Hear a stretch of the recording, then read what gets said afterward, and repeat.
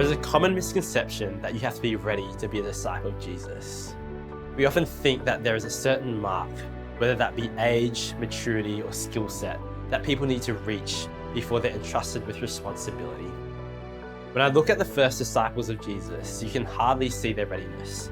Matthew was still collecting taxes, Peter was impulsive, and James and John, they had a temper problem.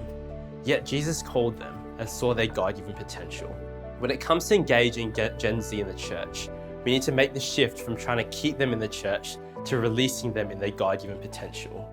People who have been in the church for a while often adopt a protector mentality where they think it's their responsibility to safeguard this generation. We ask the question so often, how do we keep young people in the church? And I understand this question comes from very good intentions, but imagine if Jesus was worried about his followers and disciples leaving him.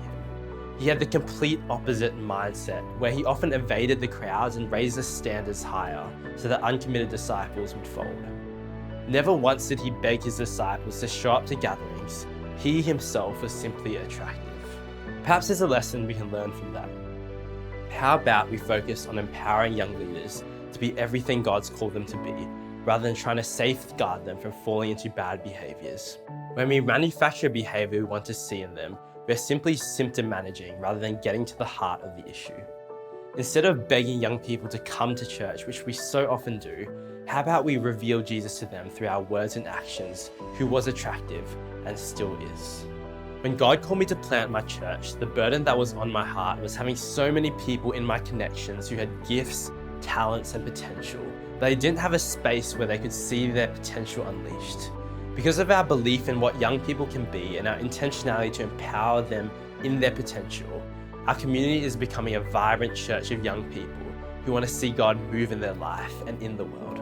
We have seen people saved and released to use their talents to serve his body. Your church can be a place where young people thrive if you are open to God doing a new thing, learning to listen and see what God is already doing in their life and loving just like Jesus did.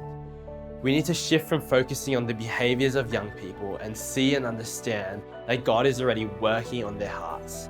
He wants to do great things through this generation. The question is, are you getting in the way by putting up fences to manufacture behavior that you want to see? Or are you truly listening to their God-given desires and seeing the potential that is placed in them? We need patience with this generation. We can't shortcut success. We need to listen and love and release them in the potential that God has placed in them.